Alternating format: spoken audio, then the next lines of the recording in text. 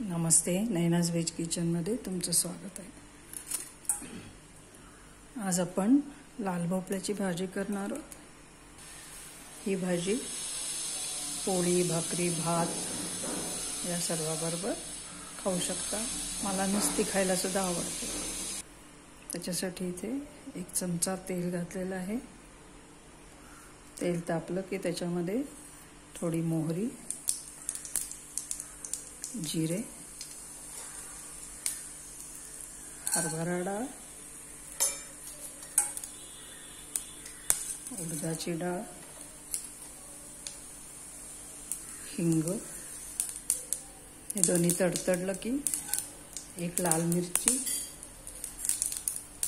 थोडी मेथी,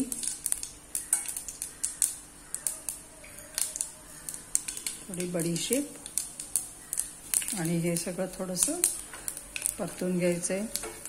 आपली मोहरी आणि जिरे व्यवस्थित तडतडू द्यायचे।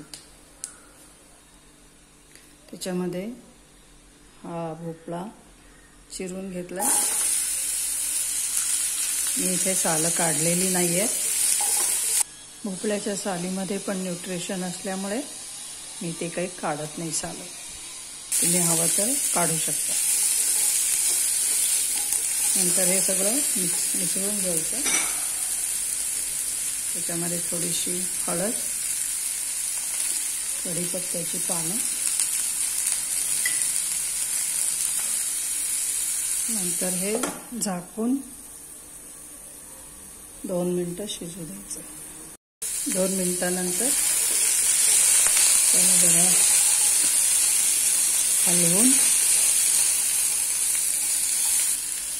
छोटा चमचा गूळ, 1 छोटा चमचा मीठ चवीप्रमाणे घालू शकता आणि हे लाल तिखट तेही चवीप्रमाणे घालू शकता। 1 छोटा चमचा धणे जिरे पावडर, 2-3 चमचे ओला नारळ आणि 1 पाव कप पाणी घालायचं। हे सगळं घालून व्यवस्थित मिसळून घ्यायचे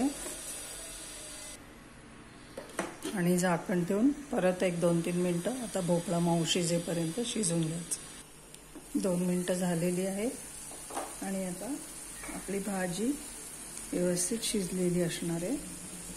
सगळ्यात शेवटी आपण इथे थोडी कोथिंबीर घालतोय। ओला नारळ आधीच घातलेला आहे। कोथिंबीर घातल्यानंतर हे व्यवस्थित मिसळून घ्यायचे। झाली आपली भाजी तयार। आता आपण गॅस बंद करणार आहोत। ही भाजी पोळी, भाकरी, भात या सर्वाबरोबर खाऊ शकता। मला नुसती खायला सुद्धा आवडते। तर धन्यवाद हा व्हिडिओ बघितल्याबद्दल। लाईक करा, शेअर करा, कॉमेंट करा। काय आवडलं काय नाही ते कॉमेंटमध्ये जरूर सांगा। तर भेटू पुन्हा पुढच्या व्हिडिओच्या वेळेला।